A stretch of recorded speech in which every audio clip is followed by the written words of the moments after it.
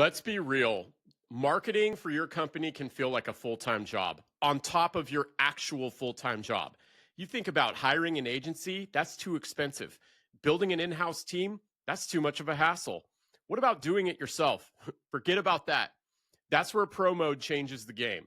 It's an AI-powered marketing platform built for B2B businesses that handles all of your marketing. That means the blogs, social media, emails, SEO, all of that at 10 times the speed that an agency can do it. And here's the kicker. It costs just $2,500 a month, and it has zero headaches and no hidden fees. And if you're skeptical about that, just try it risk-free with a 30-day money-back guaranteed.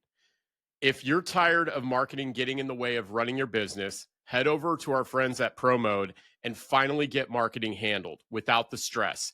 And don't forget to use code KCBC when you sign up to waive your $5,000 onboarding fee. Welcome back to Kansas City Business Cast. My guest today, very, very special guest. So this is one of the people, when you all hear me talk about my tribe or my tribe of mentors, or, you know, my cadre of folks, that the men behind the man who inspire me to do what I do with VAS and do with this podcast every day. Justin Ricklefs is one of those guys. Absolutely. Justin, welcome to the show, man. Dude, it's just fun. It's fun to be with you. I've enjoyed and admired what you're building, what you're up to, and more than that, like who you are, that you've got substance in that lovely soul of yours. So yeah, man, it's fun to be together, and grateful you'd have me on. Absolutely, man. Yeah, you were one of the early folks that I discovered in Kansas City. And as we started having more and more connections in common, I think one of us reached out to each other and said, hey, it really just makes sense that we meet. And I remember going out to Guild Collective, where you're at, where you're sitting right now. I think I was on your left side where you are. We met and talked for almost 2 hours. And just one of those moments where, I was like, gosh, where's this guy been my whole life? Or where's this guy been my whole time in Kansas City? And just so appreciative of who you are, man, and what you continue to do in our city, and how you're connecting people and telling the stories of businesses and business owners. So Yeah, really appreciate it, man. dude, of course. And yeah, man, like this space that I'm in was a cool spot where I got to meet you in 3D. And I really appreciate people who go first. And by that I mean are willing to say something that's like moderately hard and awkward. Like that is vulnerability, to like say the thing that's kind of on your mind or in your experience. And I appreciated a great deal that you kind of opened up some of the curtains of your own life and were like, hey, Yes. here's some stuff, because the reality is it opened the door then for me to do the same. And I think that's one way towards like a healthy culture and a leadership style, is just being able to not say that you're always crushing it, because that is not humanity. Absolutely. Absolutely. Yeah. And I want to definitely get into that as well. We might even start there. I'm going to put a pin in that. And before we get into it too much further, I want to give you a gift. Okay. So as part of this season of our show, we've been seeking out local sponsors and businesses to support, as we've been supporting people in Kansas City. And so today I got something for you, man. Our friends at Black Drip Coffee, they have graciously volunteered to give a bag of their Renegade blend to all of our guests for the show for this season. So That's are you awesome. familiar with Sharon and Dan and what they do with Porterhouse KC and Black Drip? Oh, man. Okay, I didn't know all the connections, but yeah, Porterhouse is Yeah. so good, dude, so good. Yeah, dude. Yeah.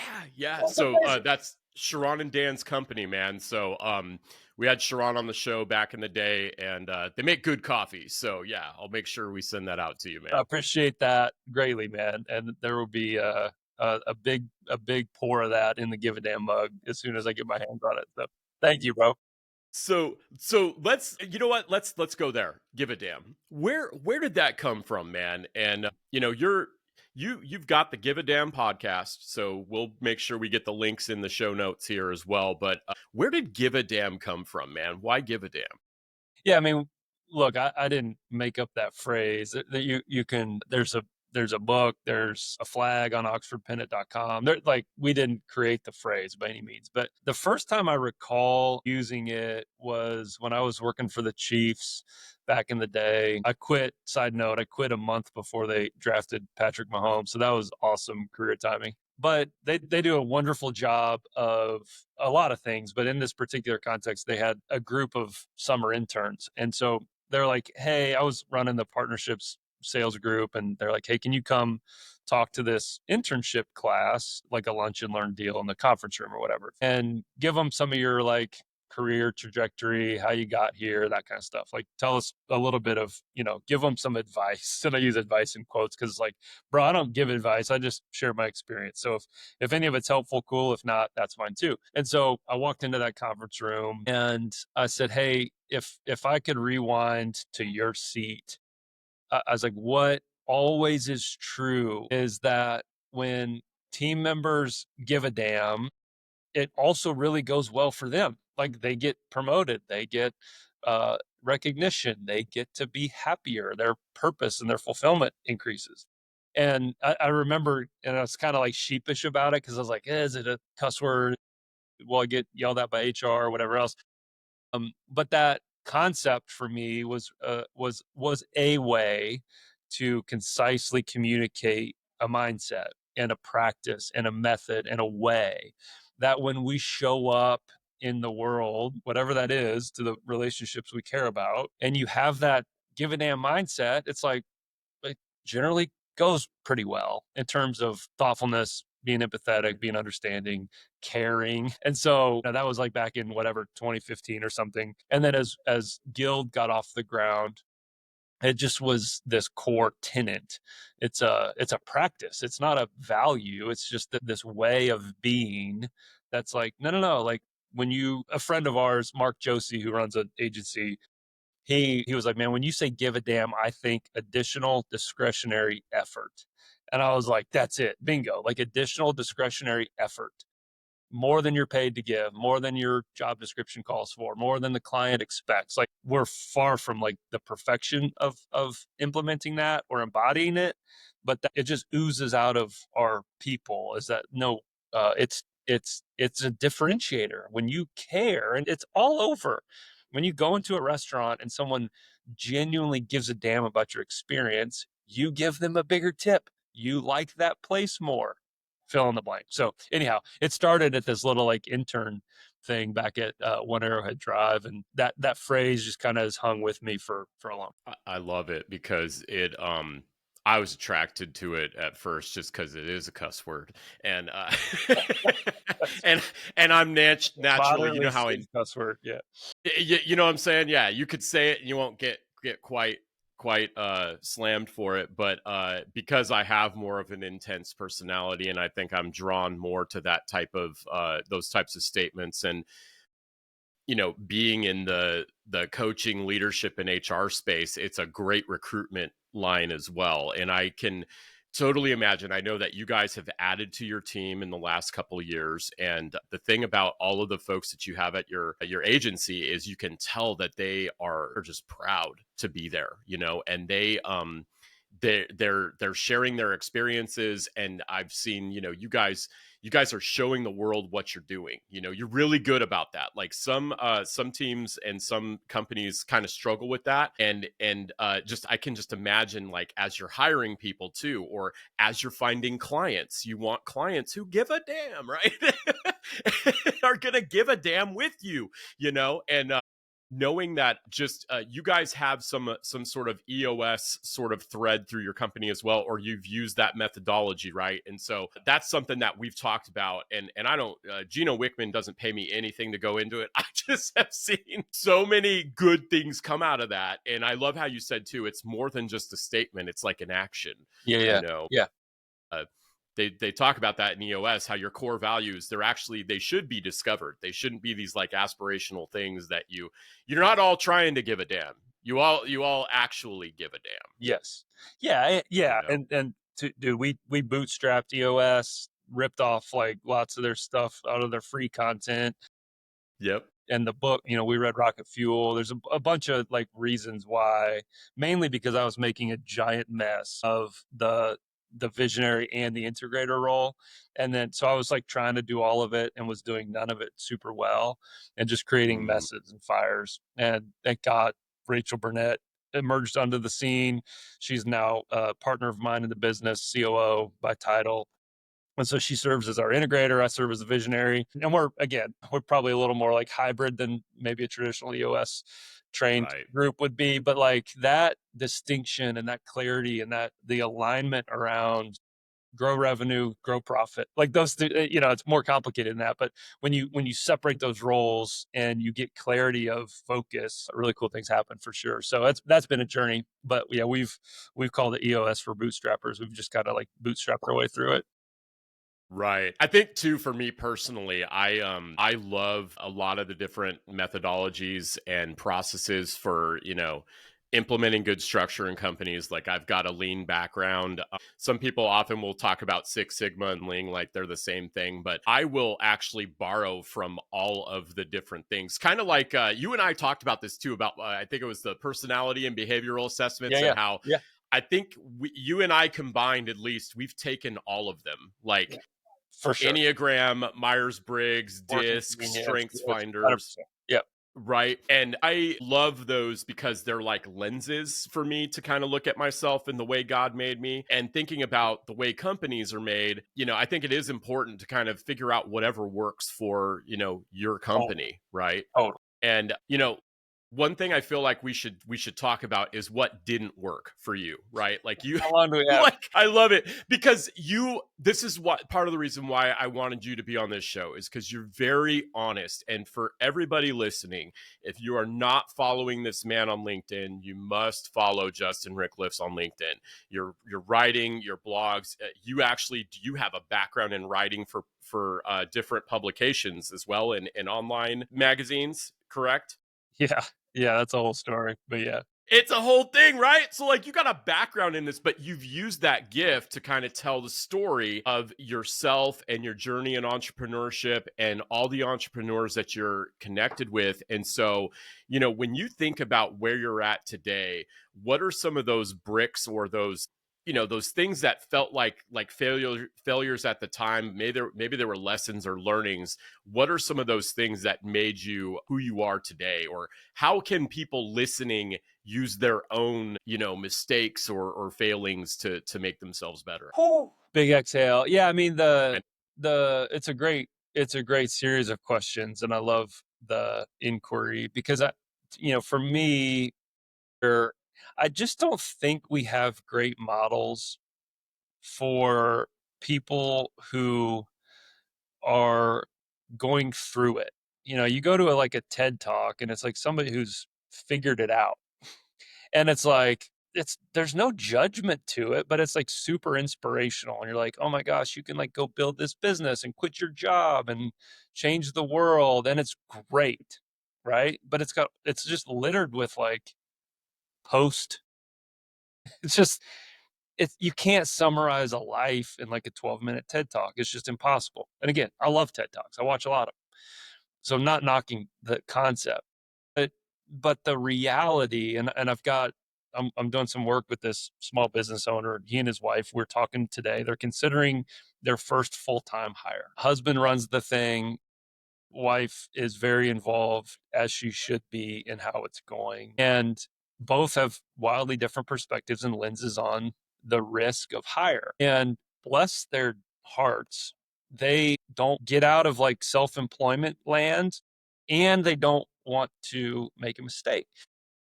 And as you go through the reality of what it means, let's just use round numbers. Let's say you're going to hire somebody for $50,000. Well, it doesn't just cost 50 grand. It costs 50 grand plus 15%. It costs 50 grand plus 15% plus time to train. Do you have expectations? Do you have roles and responsibilities? It's going to go bad. They're going to get sick.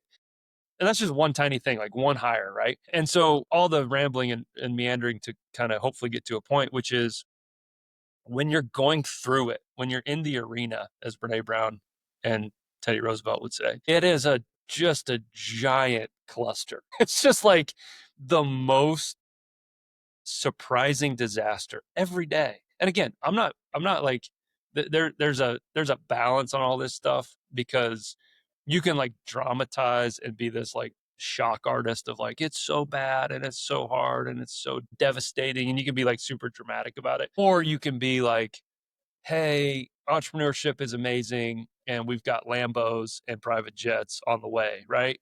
But the reality, at least our experience, the reality is like, it's really messy and it's really confusing and it's really disorienting. And when you think you have the right plan in place, then life punches you right in the face and you get weird news or tough news or whatever. And so, like, my hope in this, and dude, I'm not doing this like perfectly by any means. My hope in this is to be appropriately vulnerable and open about like what it's really like.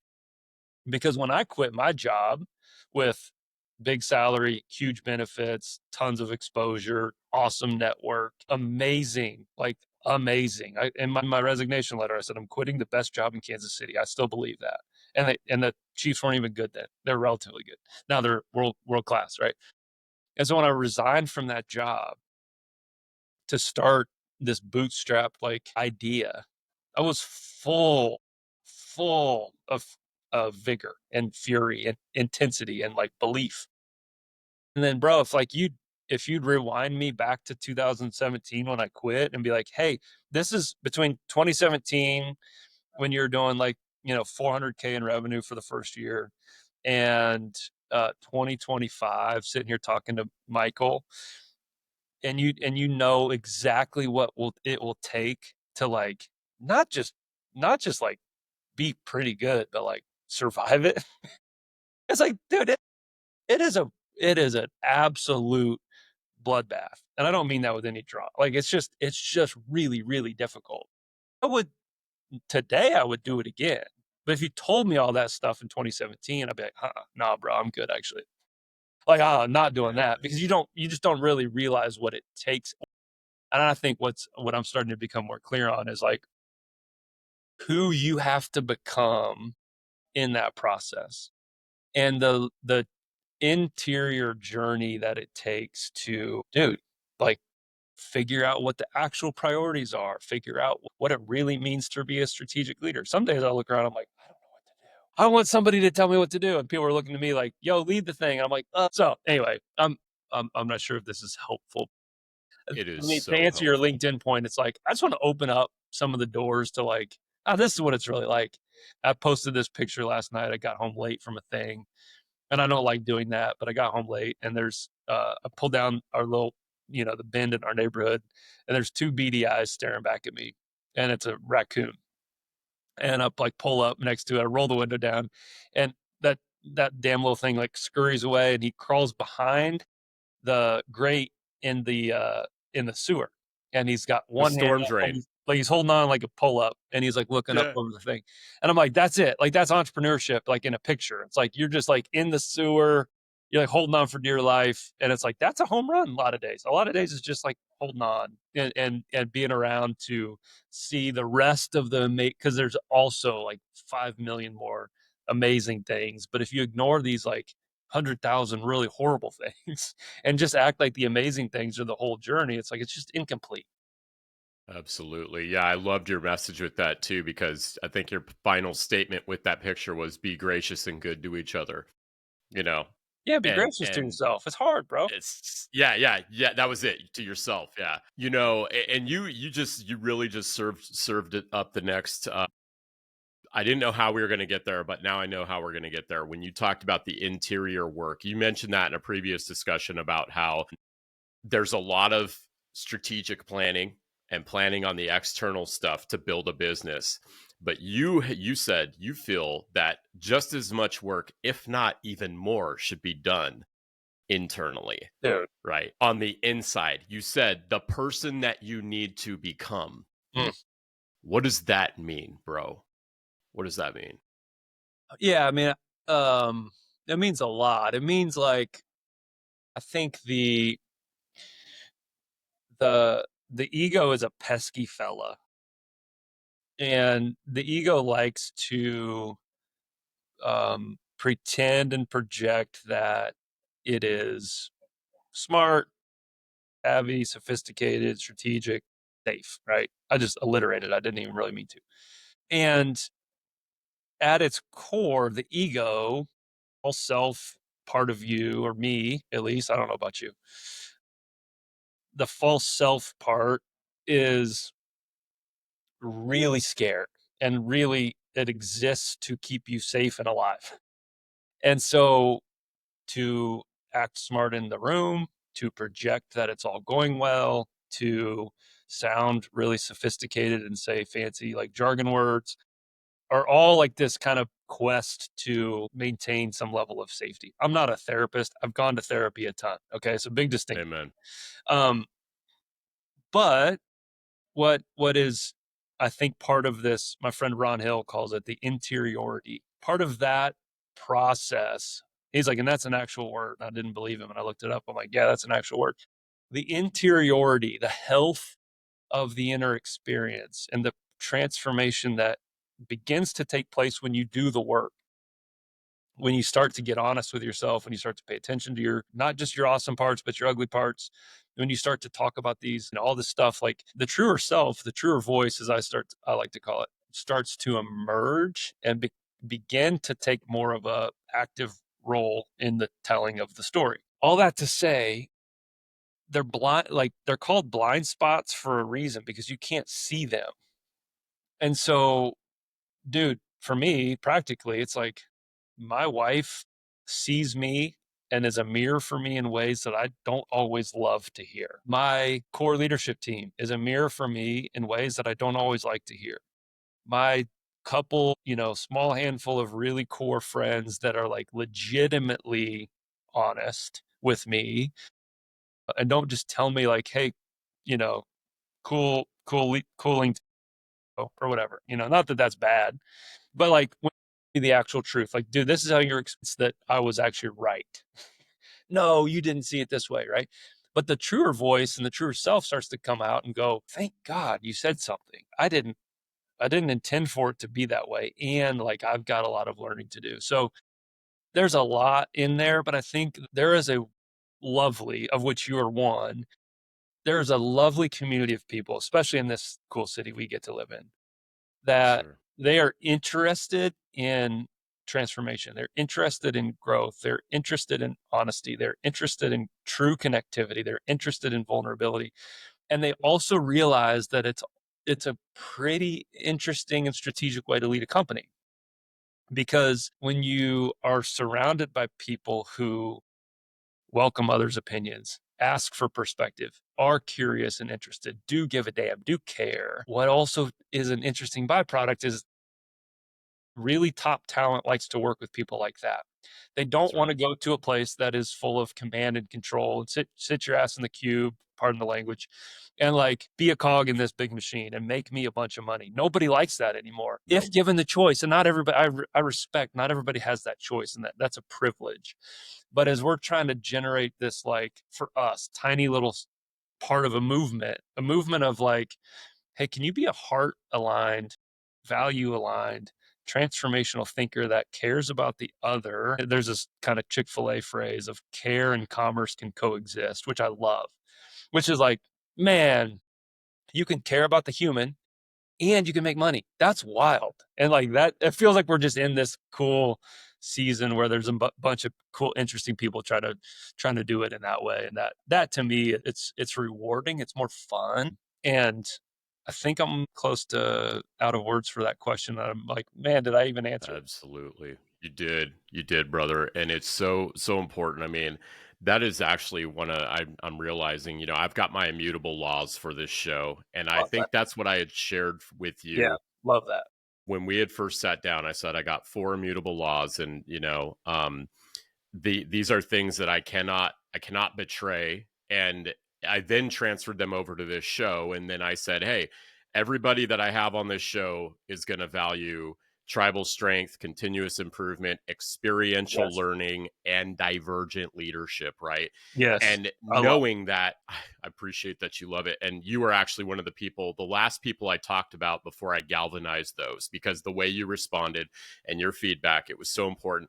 Where I'm going with that is that creative, caring, loving, peaceful people who have like the fruits of the spirit, whether they're a believer or not, people that display these qualities of they just want to be around people that they enjoy and they want to help others. There has been this lie that a lot of us have believed for the longest time, that in order to be that way, you need to do that outside of running your business. You need to do that outside of work or whatever. And how just funny, the statement, it's not personal, it's just business. I mean, obviously, like anybody who works for a small business or who has started a business knows that it's all personal.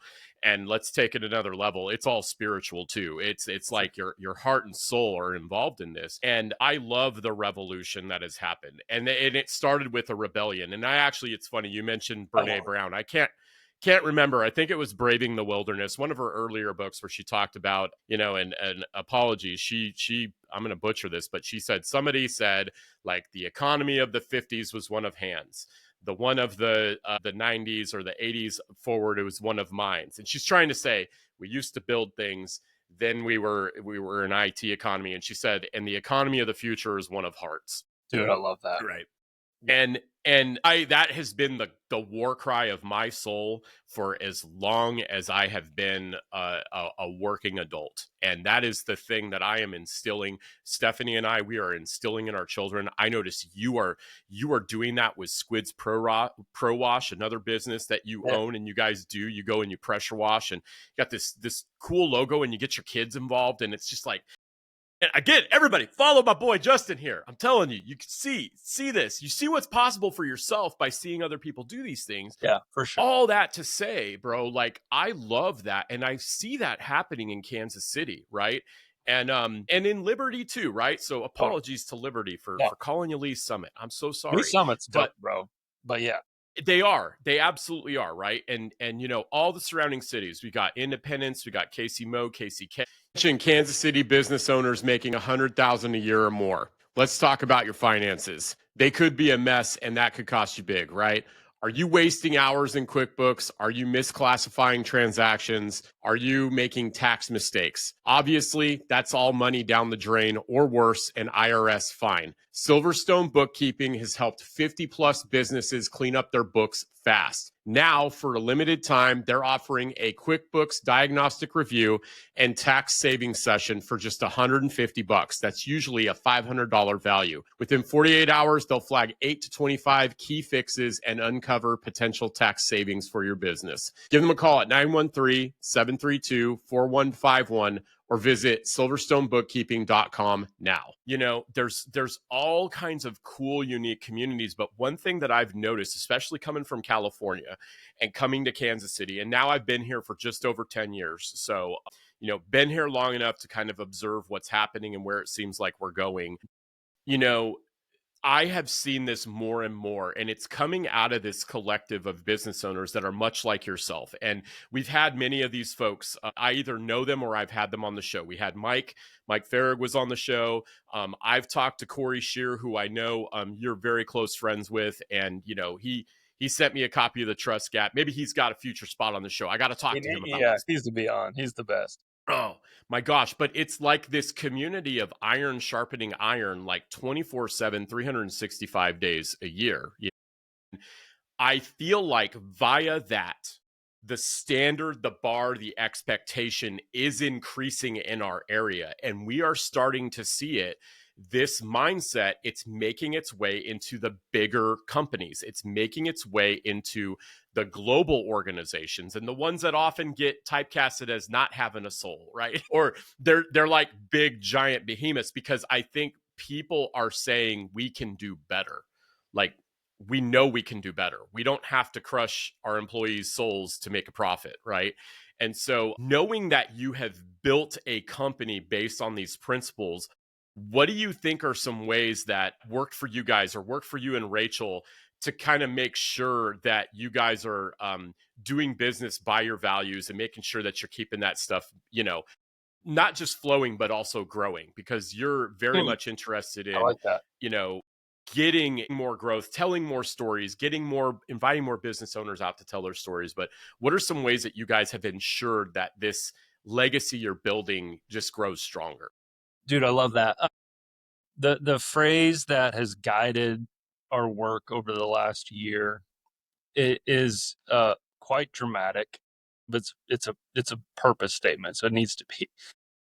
But at the top, and Corey Shear actually helped us lead through this work he calls vision priorities. And so it's essentially like the activation of a strategic plans are, to me, are a little bit like the, lame conference room print with like geese flying that say like it takes a team to succeed or whatever. It's like fine, but it feels a little bit disconnected from the fabric of what happens in the day to day, right? So all that to say, we got clear on this purpose statement that is pretty dramatic, but it says human first, healthy businesses lead to human flourishing, which is like pretty dramatic, right? It's like Can you say that one more time? human first, comma, healthy businesses lead to human flourishing. Because we've all experienced it. I got a long list. When you say like, yo, when have you been damaged by a work environment, a boss, a colleague, a client, or whatever? And I've done plenty of my own damaging. I was so dishonest with an employee that I had to fire. I like flattered her for 2 years and said, "You're doing a great job," because I was so avoidant and so hesitant to have conflict that I essentially lied to her for a couple of years. And then like I was like, "Oh man, you're actually getting fired today." She's like, "What? I never heard anything." Like, "What? You just told me I've done great forever." I was like, "Yeah, I've done a lot of damage." So I'm not the savior in this story. I'm the one that's like working my ass off to try to get healthier. But human first, healthy businesses lead to human flourishing. And by that, I stole some of that language from my friend Dave Geenans, who's a professor at Benedictine College. And he's this like just brilliant thinker. He's an older guy. He's got a lot of wisdom. He's seen some stuff. And when I met with him, he started talking about these like Catholic writings from way back in the day that talked about commerce generating human flourishing. And it's like, that's an interesting concept. Like, work should be this place that isn't like punch the clock and wait till Friday. And it also shouldn't be the place where it's just like soul identity stuff.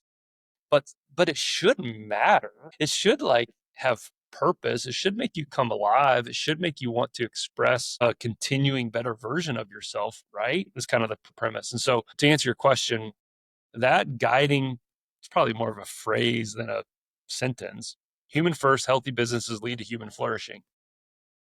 That guides the whole thing. So it's like, should we redo our website? I don't know. Does it ladder back up to that? Should we hire somebody? I don't know. Does it lead back up to that?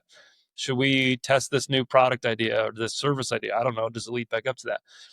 And for a squirrel brained knucklehead like me, it just helps like reorient, like, why are we doing this? Why are we doing this? Why are we doing this? And so practically how it started, back to EOS and all some of your other questions, how it starts to play out is a million ways, but a couple like very practical things that companies can do today is open up a Google Doc and you write 10 questions that you would love to know the answers to from every member of your team. We call that process perspectives. So all we want is for every team member who works here twice a year to formally sit down with Rachel and me and write out the answers to those questions. Now ours are like 20 or 25 now or whatever, but it's simple stuff like, do you enjoy working here? Rate it from 1 to 10. I'm laughing because they're like really simple questions. Do you see anything in this business that would make us better? If so, what? Is there anything we should stop doing immediately? What do you know about this business that we don't? What do you see that we don't? Do you have ideas to make us more effective, efficient, profitable? Okay. It sounds so silly, but like businesses don't do that. They do this like random employee annual survey that's just like anonymous, blah. But you don't invite that. There's this old school phrase of like, well, we have an open door policy. It's like, cool. A, most people don't work in traditional offices much anymore. B, if your door is open and you're the CEO, nobody's coming in because you know why? They're intimidated. They're scared. They're afraid. And like, that's on you, bro or woman, to go out and like procure insights and explore curiosity. And that's hard because there's a period of time when we were building this thing, and we're still building, we got a long way to go, where I was like, I don't understand why I don't like get feedback from these people. I don't understand why they didn't tell me this. And aren't I nice and open and approachable? And then Brooke, my wife, personally, and then Rachel at work, from a practical standpoint, she's like, yo, dude, you're the owner. Like, of course I'm not going to say something to you. I'm like, but I'm just a guy, right? And so we've had to, we call it formalizing curiosity. We had to formalize curiosity, bake it into our process, bake it into our templates, bake it into the expectations, extract information, not because we want to use it to manipulate, because we want to use it to illuminate. And we want to grow in a way that, like, I literally don't know what a lot of our people do day to day in terms of like technical. I can't do literally any other job at this place. I'd get fired. But like Mm-hmm. when they share their perspective, it's like, oh, damn, we can change this immediately. I had no idea you were frustrated with that. I'm so sorry that I said that in the meeting and pissed you off. Like, it wasn't my intention, but thanks for giving me the feedback. On and on and on. But very practically, it's like just twice a year or 4 times a year, sit down with people for an hour and just say, how are you doing here? Do you like it? How's it going? They'll tell you. And if they don't tell you, then they don't trust you. And if you've got a team that is just saying like, hey, everything's great, I love my job, appreciate it. It's like, no, they don't. They actually hate it, That's and they're right. looking for jobs right this second, and they're not going to tell you. So there's a ton of other examples, but like practically speaking, that's one thing that's like very, very simple, and you don't need like committees to approve that. You just need to go do it. Just like go do it. I'm thinking of every survey I've ever taken. And as I was listening to you talk, I was reflecting on that. And I think most company surveys like SurveyMonkey or Gallup or, oh my gosh, even ones that Deloitte made for like companies I've worked for are all like, how do you feel working here? And then maybe one or two things at the end about what do you think can be improved. And I love how you use that statement, formalize curiosity. You're using this form, this survey, as more of a communication, continuous improvement mechanism. I hear a lot of Yes. plan, do, check, act in there. I hear some scientific method of like, well, you're on the front lines. Like, Yes. what's your hypothesis? What should we try? And what result do you think we would get from that? And 100%. I mean, I can just imagine the pure treasure trove that is Every time. Every time. every time. And how many years have you been doing this, or how We've many been doing it quarters? Or we've been doing it for since the beginning. And so I mean we've gotten tighter. hell yeah, We've gotten tighter on how we like actionalize it. That's like right? operationalize it. Uh, but the spirit has been from the jump where it's like, no, I literally don't know. So like you uh help me color in this picture because like I don't see it through your lens. Like you got to tell me That's if we're right. doing well or not. What do we need to focus on? Like it is a really lonely, back to the ego and true self stuff. Okay. It's a really lonely road and a scary road to be like, no, I have all the answers. That's what the ego wants to say. It's like, I have all the answers and do exactly what I say. And to your point on like, well, let's characterize it a little bit, Yeah. caricature a little bit, like big corporate. Okay. It's like, nobody feels safe to tell the truth. That's Mm-mm. what's really going on. And so they're like, oh, here's our annual employee survey. There are big companies that are doing this wonderfully, by the way. So I'm not picking up big companies, Sure. but the mindset of protection and projection does not foster a normal team member or employee to feel safe enough to tell the truth. So they always feel like they're BSing themselves so that they retain employment. Hmm. And here, and it's really hard. It's honestly, it's really hard. It's messy work, but it's like, no, you're safe. No, you're safe. We had a conversation with a team member this week to share, like, hey, we see that you crushed it last week. You worked your freaking ass off. We didn't mean for you to work 60 hours a week, but you did it. And we want to just give you $100 to your favorite restaurant and tell you face to face, thank you. And dude, this person on our team, we're small, so I'm like not revealing many details. This person on our team was freaked out. Like I thought I was getting fired. I thought this was bad news. Like I don't ever hear from from management unless it's like really bad, you know? And like Yeah. there's points in time where you got to have really hard, difficult conversations. But people also really like being caught when they do some good stuff. I love.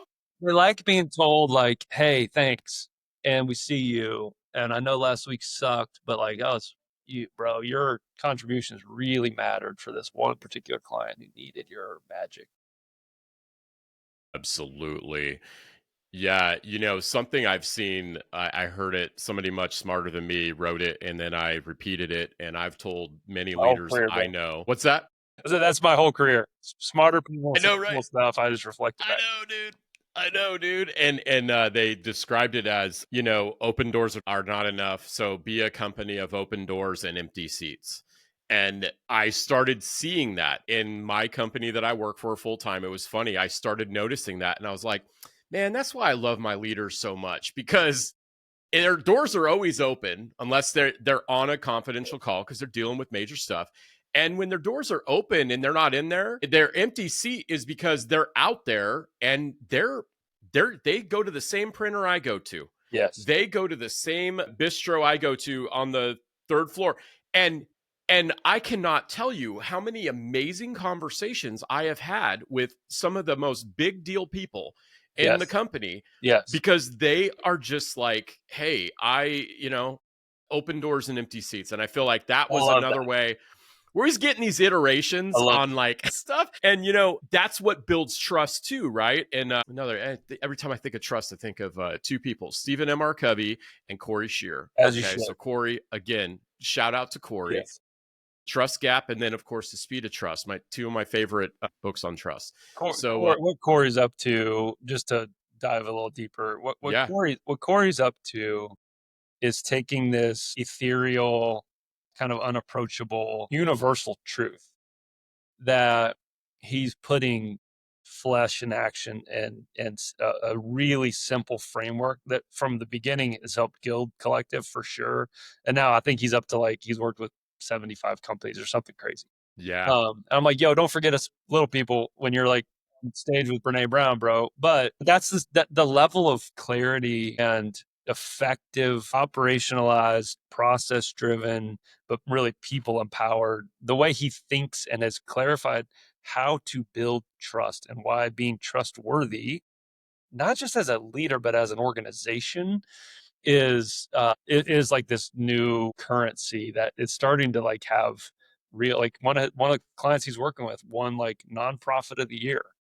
And it's like, for sure they've done it, but like he guided them into this really fascinating process over the last couple of years that like unifies action, and they take action on trust, and it's really beautiful. So anyhow, yeah, for sure, I've learned so much from that absolutely. dude. Yeah, I love how we've really covered a lot of ground so far too about operationalizing. I love how you use that word too. Like I am a firm believer that if you want to see something happen in a company, you need to operationalize everything you Yeah, possibly can. for sure. You have to be strategic about the way you plan, not just the company culture and the words you put up on the wall when people walk in, but like how meetings are conducted and how business operations are All of it. conducted. And that's another thing, bro. I'm sorry. I don't know how it feels for somebody to compliment you so much, like on a podcast. Okay. So, Bring it like, on, bro.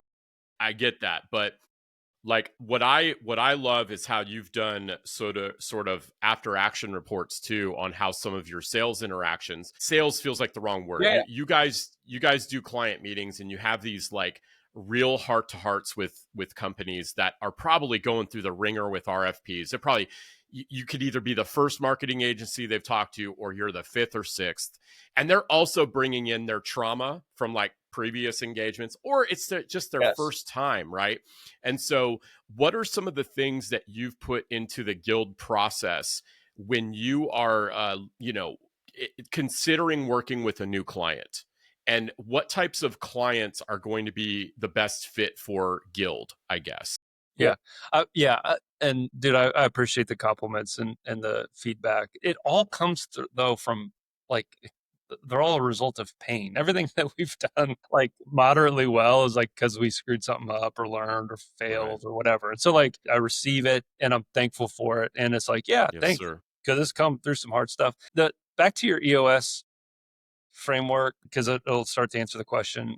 I scribbled this down as you're talking about operationalizing. So this phrase really haunted me when I heard it from the EOS crew. It said, maybe not word for word, but what I remember is vision without integration is hallucination.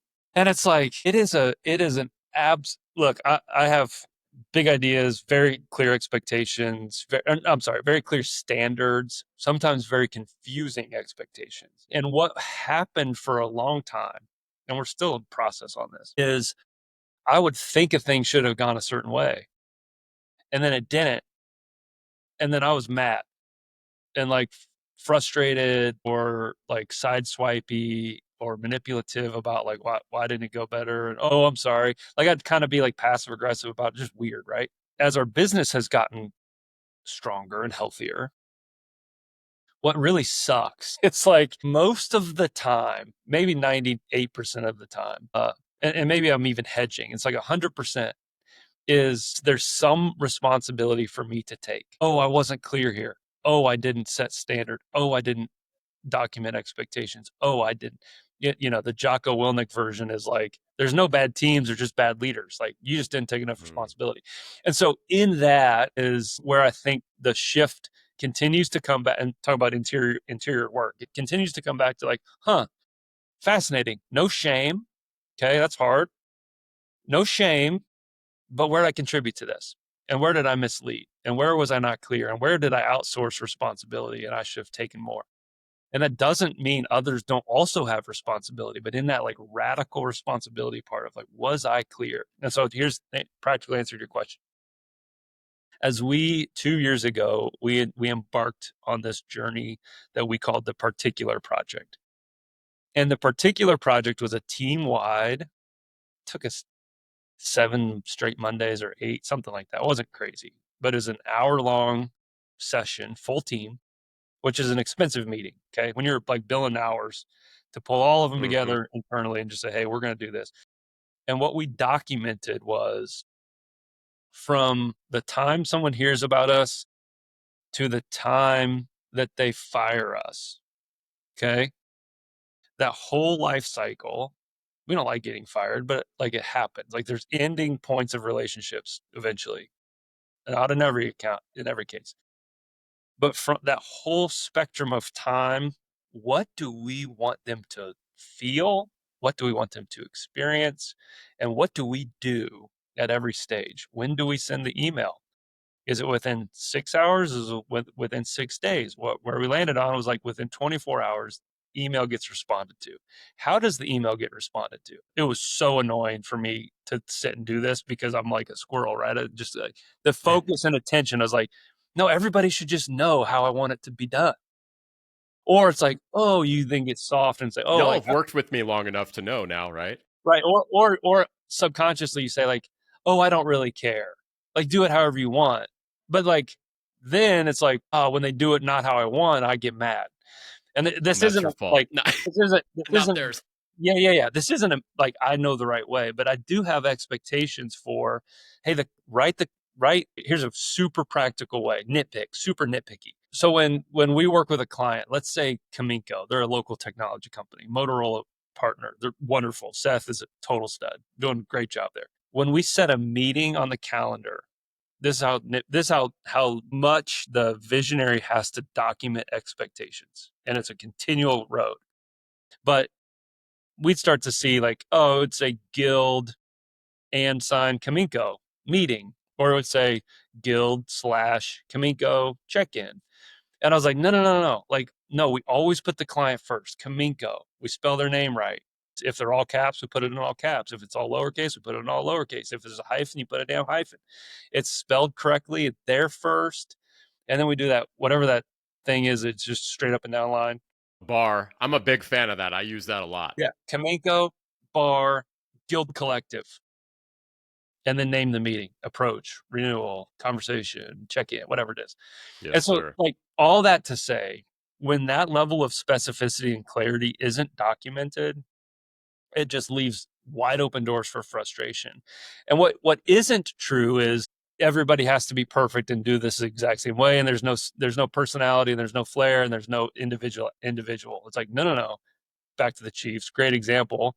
Is like Andy Reid knows exactly what play they want to run in whatever context, and he gives his team the freedom to innovate within that system, and he gives the team the freedom to introduce the ring around the rosy play or whatever else, right? And so all of it, to get to the point of your question, which is when we work with a client, we want to have them feel a certain way and experience a certain thing, because it's table stakes now in today's economy to be good at whatever the thing is that you are.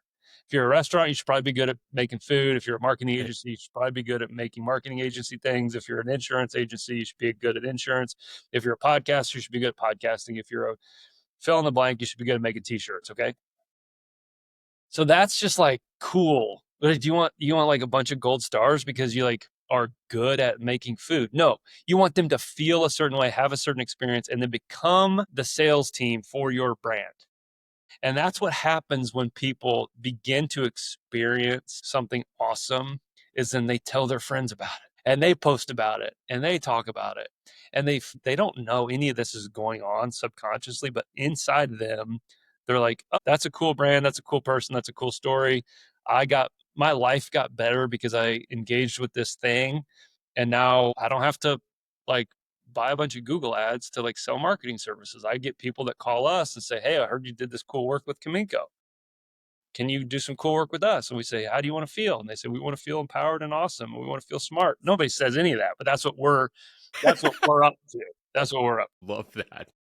So weird. I love that. I love that so much, man. You know, when we're kind of talking about what the future looks like, or things that you're locked into right now that you feel like are, you know, maybe they're the next move for Guild, or maybe it's the next move in, you know, society or in business or a certain industry. But what do you think, I guess, business owners in particular should be aware of, or start, if they haven't got into XYZ now, they need to start thinking about it today? What are you anticipating? I know my question, and I have a habit of doing this to my guests, Justin. I ask 4 questions, and I end with a huh, like a little, like you can visualize a question mark comes over my mouth when I say it. But you know, when we're talking about trends, things that you think are important that you see a lot of companies missing right now, or even marketing agencies, what would those things be? I mean, what comes to mind is there's this it's helpful most of the time. And I think it's literally transforming a lot of the way work gets done. But there's so much conversation about AI, and Mm, it's great. I like we're like radically embracing it in ways that are interesting and helpful. But what seems to be true for companies who are winning at scale is they have radically embraced humanity, and they have featured humans on their stuff, websites, marketing materials, content. Like they have been very clear about who their target clients are. They have not been generic.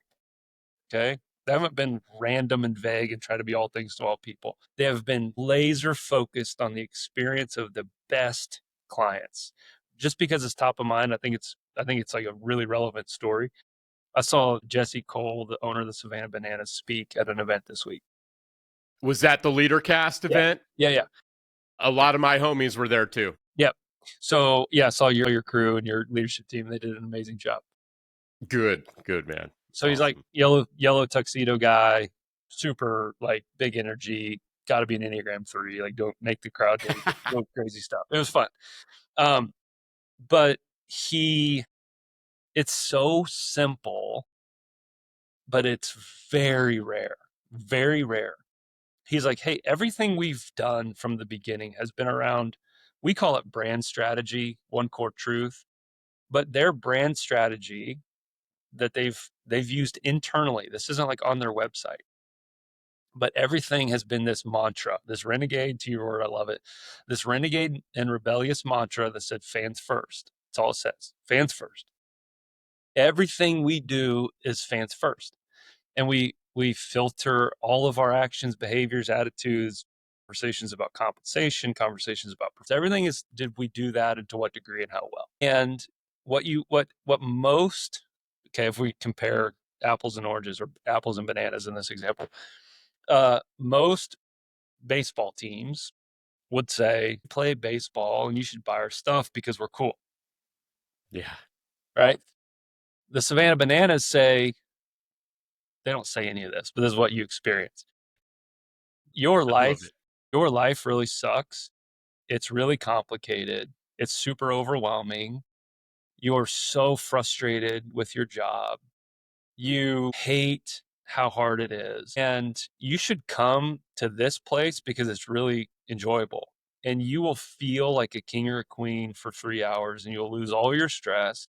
You will laugh like you haven't laughed in years because you haven't taken a damn vacation because you're so afraid of paying the mortgage. They don't say any of that.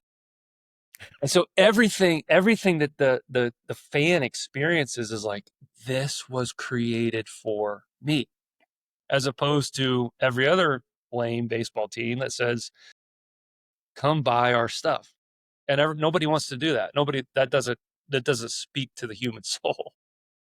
And he illustrated it. I might get the story a little bit wrong, but it's a perfect example.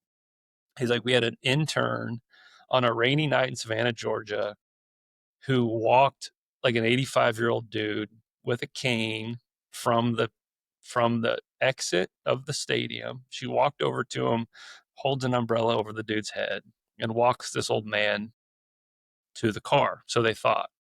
And then Jesse's like, yo, where's it? Like 15 minutes go by, 20 minutes go by, 30 minutes go by. Intern hasn't come back. They're like, yo, where's whatever her name is? And like an hour later, she comes rolling back and she's soaking wet and got this huge smile on her face. And she's like, you won't believe it.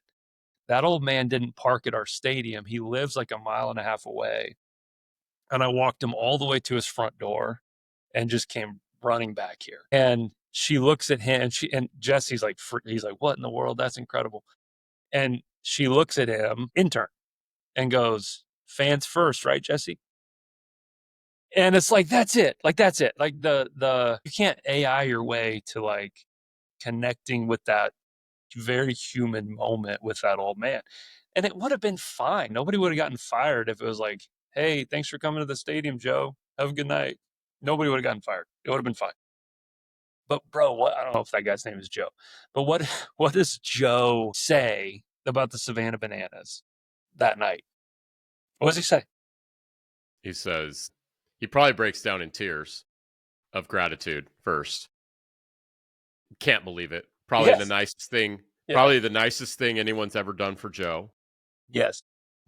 And then, if he's got kids, grandkids, if he's on Facebook, 100%. any mechanism he has for telling the world, no matter how big or small his world of influence is, he is going to tell them. And then also he's probably going to keep walking a mile and a half to every game until the day he dies. 100%. And you said it, I prompted it because I was curious if it would play out. But Jesse said, we orient things around what will create a you won't believe it experience. And you just said it. Like, you won't believe this happened. He posts on Facebook, you won't believe this intern walked me all the way to my door and it was just incredible. And it was really like practically helpful. And it was a good reminder for me he goes, dude, we don't have to buy like Facebook ads to sell tickets. Nope. Okay. We had to delight Joe and walk his ass to his front door. And like everything we're doing is oriented around delighting the customer. So to answer your question, or like to have a conversation about your question, is the companies that we're working with, and certainly other brands in the world, are radically oriented around how does your team enjoy working here? Because the team, it's inside out stuff. The culture has to be healthy. You can't advertise your way to a healthy business. You got to have people That's who right. love being there. And then if they're singularly focused on delight, like not like hit the bar, but like delight. Do our customers delight working with us? We got a long way to go on that metric, but like that's what the brands who I think are focused on, well, should we create some AI like social media posts? It's like, sure. And nobody's going to give a crap because like they don't like coming to your thing, whatever your thing is. Make the thing that they come to, your facility, your restaurant, your place of employment, make that awesome, and it will generate its own energy. And so anyway, I'm on the Absolutely. soapbox here, but that's how we're thinking about that stuff. I love that, man. I love that. And I think you hit the nail on the head, especially as business owners, a couple that I've worked with as well. Just cuz marketing isn't my jam. We talk about processes, we talk about, eliminating waste, we talk about increasing value, and we also talk about, fostering a culture of continuous improvement. And the difference between never being satisfied, which is like really sucky kind of, but always kind of striving for how, okay, cool, we hit 1% better today, how can we do that? So it's not my lane to do marketing, Yes. but I know that small business owners, and present company included with the podcast, we are obsessed with things like the algorithm and the amount of content we push out, and are we using hashtags appropriately, and which ones, and oh, we're not on TikTok, so we're missing out on all of this stuff. And again, I feel like it all that stuff, for me, I can say this, I'm confessing this on this show right now, that stuff means less to me today than it ever has. When I first started this, I was so obsessed with it. Nothing I could have done was good enough. And I had an episode in this season that got like, there was 300 views on one of my reels chopped up from one of these things. And I had 14 shares on that reel, Yeah. which was huge to Yeah. me. For I sure. got likes, I got comments, and I said, Feels so man, good. I would rather have that happen on a reel versus a reel that has 3,000 views and 6 likes and no comments and no shares, right? And so the conversation about just putting goodness out there, putting humanity first, and really, because AI, the social media companies, because remember, they say a long time ago, if it's free, you are the product, right? And like you and I have had great conversations about social media use and like our own boundaries on that, and certain networks we use and ones we stay away from, because we understand our own strengths and weaknesses. And I feel like all of it, man, there's so much noise for the business owner. There's so much noise for the content creator. And there's all this stuff that we are leaving on the table because we're so focused on like, numbers and analytics and data and all that stuff. And my question to you too, the companies you're working with, are they seeing like the return for just putting people first, right? Like, and not obsessing over those things. And about how long does that take too for companies to really see the return on this sort of work? Yeah. Yeah, to address the like, bro, I'm a I'm a sucker for the dopamine slot machine too. It's like, well, I mean, it's like I want that raccoon post to like blow up, right? Yeah, and so, but I think naming it's like, no, it feels good. It's a drip. It's this like intravenous cocaine drop that like feels Mm, awesome. It really does. It just feels awesome, and it's so hollow. It's like eating Dr Pepper and M&Ms for dinner. It's like it make you feel good for yeah, a minute, but it's like it's not healthy, bro. And so right. I'm like in constant working on my relationship with that because it is hard. It is just, I mean, I'm Absolutely. not like, oh yeah, I never checked the stats. It's like, no, I definitely check the stats. Right. And so like reckoning with that reality and that relationship. So on your question, so the way we've started to, the answer is yes. And we've got case studies after case studies of like, no, when you get super clear on your strategic story and you get clear on who it is that you are making this thing for, and it's not for you, the brand, it's for the audience. Okay, I'm going to pick on somebody real quick and hopefully I don't offend them. Do you Mhm. know anybody in the world who is a Liberty Mutual customer? Not that I can think of. No. Can you recall an annoying Liberty Mutual commercial? Liberty, liberty, liberty. And it's like the weird dude saying it's Liberty to the baby or whatever. And look, it might be working, but I've That's the honestly, same company, right? yeah, Yeah. 100%. Yeah, that's right. That's right. Or It is. like they got the ostrich running around and they just weird, right? That's right. It's like That's funny. right. You remember, it's not even funny. I think it's dumb, but like people remember it and you talk about it and you say Liberty, Liberty, and you say all this weird stuff. Like, Right. but like you don't, nobody that you know, and I've asked this question probably a dozen times and it's always the same answer. Nobody that you know is like, yo, I had the best experience ever with a Liberty Mutual agent. You don't even know if it's like if it's real people or you just buy it on the internet or what you do. But like, I tell stories about my USAA insurance because, like, man, That's right, you my do. dad was in the Air Force, and they had this customer service program, and they care about me. And every time I call them, they say thanks for being a USAA member for 27 years. And like, I got a whole shit ton of, pardon the language, I got a Yeah. whole bunch of those examples. Yeah. But so a radical orientation towards the experience of the customer, and the clients we're working with are begin to they're seeing their brand health grow, and therefore their business health grow. And we're not just, for us, we've evolved a ton, man. Like, we used to talk about like how your social media is performing, and do we write enough blogs for you, and are your emails good. Mm, We like started as like these weird salmon way downstream, and we've been swimming upstream for 8 years trying to get to the headwater of the brand. Where the headwater is like, no, that's where the eggs get laid, dog. Like, that's where the customer gets radically focused on, where the brand gets clear, where you cut through the noise and the nonsense of all this digital distraction, and you say, like, is your business healthy? And so we call that process grow what matters most, like the whole process. And it's like, you got to get into the soil, you got to get into the roots, you got to get into the trunk, you got to get into the leaves. Like, it's a whole thing. Like, you can't just, no more can you just say like, oh, well, pay per click your way to a healthy business, or dude, mhm, go viral on TikTok and your business will grow. It's like, we just, as humans, we talk about marketing tactics too much, and we don't talk about, like, is your brand healthy? And that those are the right. conversations we've started to have. And that we really do have lots of examples, even on our website and case studies and stuff. But it's not just big brands. There's a business we're working with called Blush and Blossoms. She's a local wedding florist, luxury, kick ass, like really high end wedding flowers. Okay. And she was doing it on the side hustle thing, had like caught some cool momentum and some neat projects and stuff. And we walked her through this process, helped her redesign the website, get clear on messaging, get clear on the story. And like, the mission was like, we want to help Mary quit her job. That's it. Like, we want to help her Mm, move from this thing that's a side hustle and a dream to like full thing.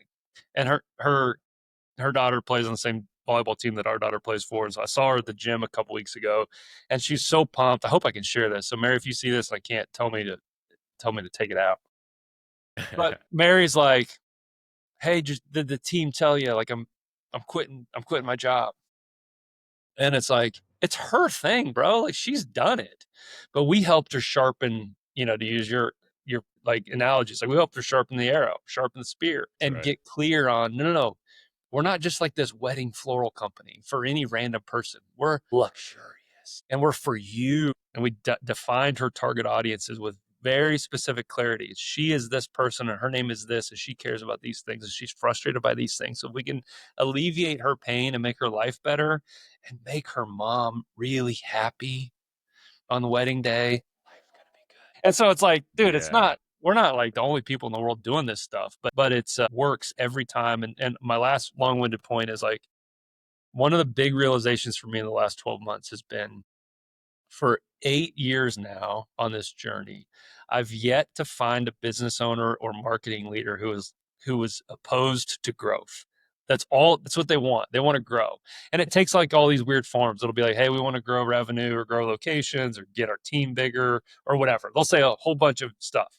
And they're like, Different markets, different yeah, yeah, territories. yeah. And Yeah. you're like, Get okay, out of the state of Kansas. Yeah. yeah, yeah. And you're like, oh, awesome. That sounds great. Yeah, let's double the revenue. What happens when you double the revenue? Well, and you just like a good counselor does, you start just pulling the strings and you start being curious. And all of a sudden, almost every time, somebody breaks down in tears and they say, this is really important to me because this thing happened in my life and I want to transform healthcare for her. Or I am the third generation of an immigrant who moved here and gave their damn life for this, for me to have more opportunity. And all I want to do is create more opportunity. And it's like, That's it. When you get clear on what you want to do, Mary quitting her job so that, right? Or whatever. It's like, that's what, then we build stuff around that. And we don't have to make it up. We just get to tell the truth. And it's really simple actually when you get clear. But the getting clear part is part of the fun of the work. And you reminded me, I just got really clear again on why I started this podcast. I started this podcast because I wanted to shine a light on people on our community that we are doing life with. Our kids go to school with their kids. They have businesses that we should support because they are part of our local economy. And when businesses do well, the families running them do well. And that is something that then just makes everything better in Yes. our community. Yes. I've been asked, I've been told, open it up to other businesses, other territories, all that stuff. And for whatever reason, bro, like I just feel like God has made it very clear to me. Like that is this podcast. This podcast is going to stay for Kansas City by Kansas City. And if there needs to be some other direction I go, I'm just going to have to make another podcast because the why. Yes. What's that? Yeah, because the one you're doing is for KC. Yes, amen. This is for us, man. And honestly, bro, like because I got, again, back to your statement, like I will watch TED Talks, I will read the books. We've already name dropped plenty of people that aren't paying us to drop their names, and I wanted to find those people that are in this territory. And Justin Ricklefs, you are absolutely one of those people. I know that someday we'll get a book from you, and maybe it'll be a New York Times bestseller. Okay. We'll figure something out, bro. You're gonna, your story, everything that you're doing, the way that you're sharing it, you're making our world a better place, bro. You're showing us what is possible. Do you have anything that you want to sign us off on, man? Anything that we didn't cover? I feel like we went there, we went everywhere, and like we can always have a part 2. We can always have you back on the show, but what do you want to kind of sign us off with, man? Oh, man, I just gratitude, dude. Like just back to you. Like it is a labor of love to not just birth a thing, but like, breathe life into it. Sometimes it feels like the way of the entrepreneur is like my fire pit. Okay. So where you're like sitting by the fire, you enjoy the night. You're like, dude, this is amazing. It's a perfect evening. And then you go to bed and you come out and there's this little flame, like ember still. It's just like smoke. There's no fire, but there's just this smoke.